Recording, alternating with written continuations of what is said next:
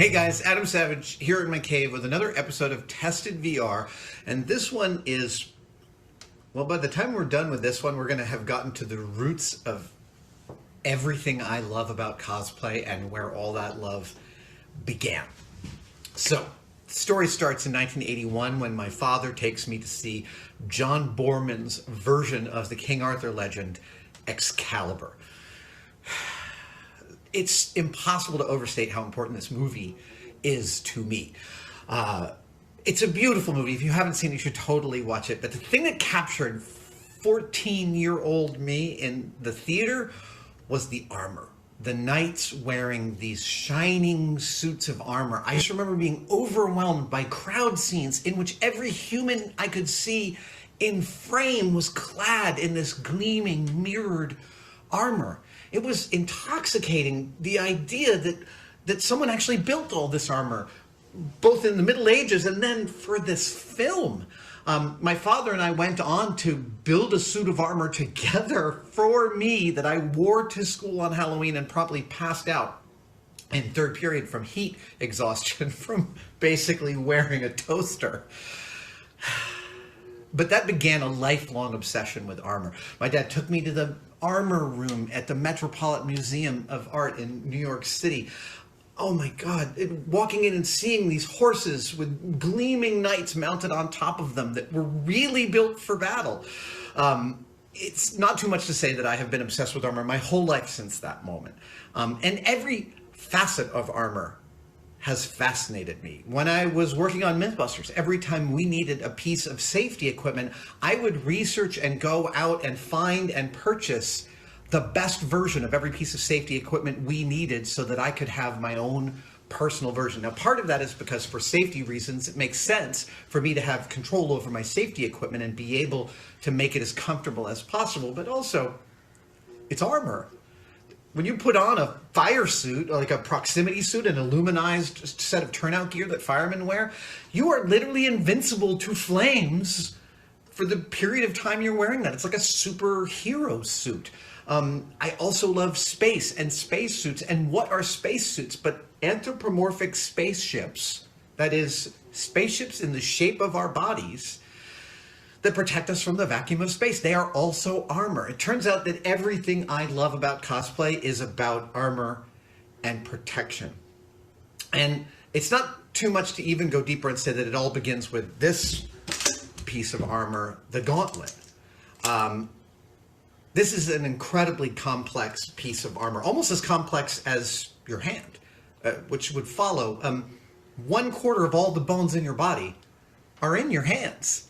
And a suitably complex piece of armor is required to protect those. And this incredible handmade anthropomorphic turtle carapace that protects the hand, I made so many versions of gauntlets over the years. I sewed them on, I glued them on, I riveted them on, I tried everything I could. And then a few years ago, the Tested crew and I got to, I think, fulfill my ultimate armor fantasy by traveling to the southern tip of England, Cornwall, where we visited the shop of master armorer Terry English, who is the man that built all of that armor for the movie Excalibur. 107 suits of armor he built in less than 3.5 months.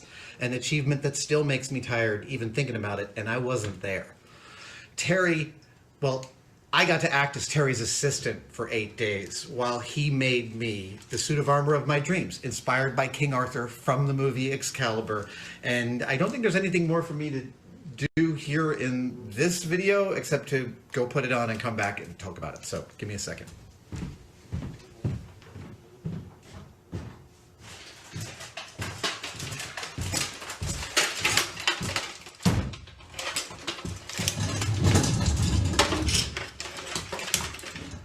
Right? Yeah, okay. I'm going to do a little turn for you now. Here we go.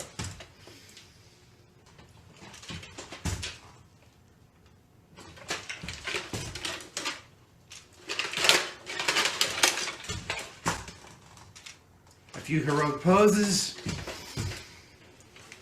We made this armor 4+ years ago, and putting it on every single time is just as joyful as the first time.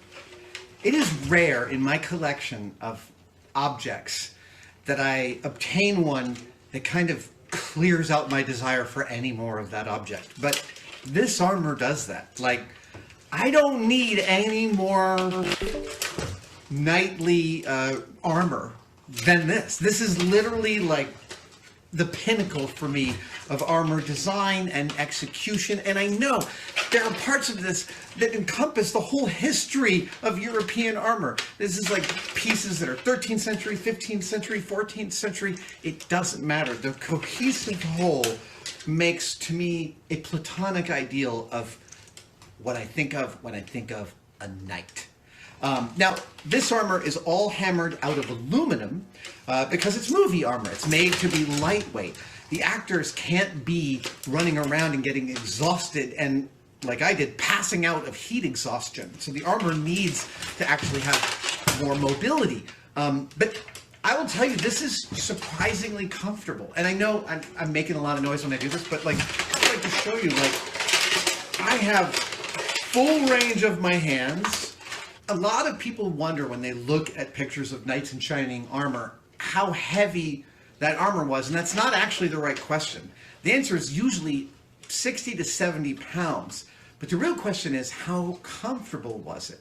And one of the things that Terry English liked to talk about while he was making this is that when something is custom fitted to your body, it is, by its very nature of the distribution of its being draped across you, it feels lighter. So Terry liked to point out that knights in medieval armor had all of the mobility that they needed for warfare, and they weren't uncomfortable in those armors, even though they were incredibly heavy, made of steel. I can't imagine how bad they must have smelled. I mean, after just 2 hours in this, I smell like a sock drawer. Knights who are like on crusades, riding for days at a time, I don't even know how they would bathe. Oh, no, it must have been a horror show. I think if you got zapped back in time, the first thing you'd notice is the smell. But, yeah, Terry talked about...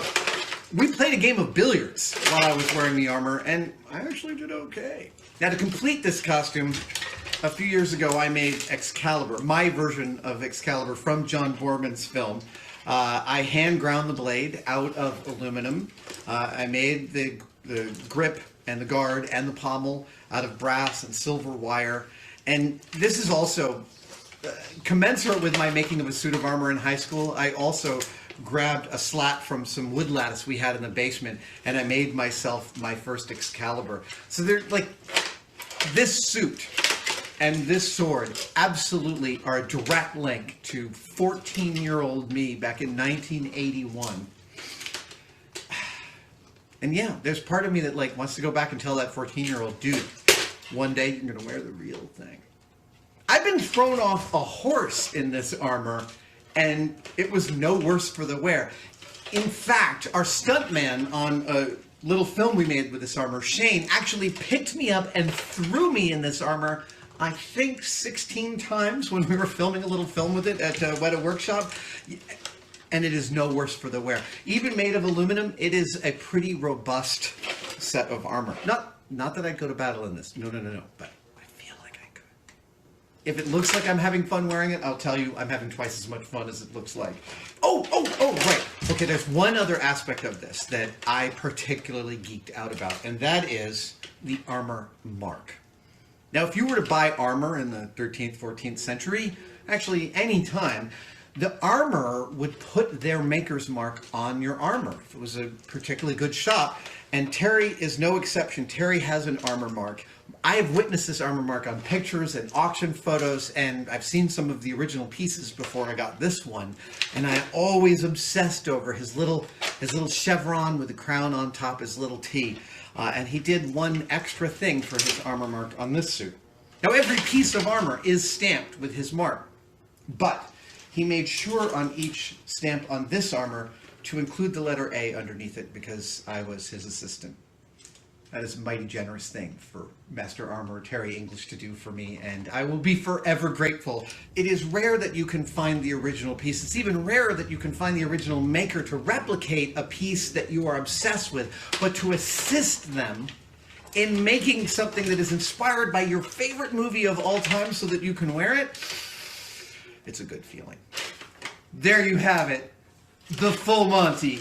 Now there is a little cup on the back of my helmet, and that is for some feathers for, you know, like a parade or like we're off to the war kind of parade. But I don't have any ostrich feathers right now or peacock feathers that would suffice. So just going to have to go without the feathers. But here is the whole thing. And dude, I love this armor so much. Okay. Thank you guys so much for joining me for the most fun show and tell. I'm going to have fun storming the castle. Let's go!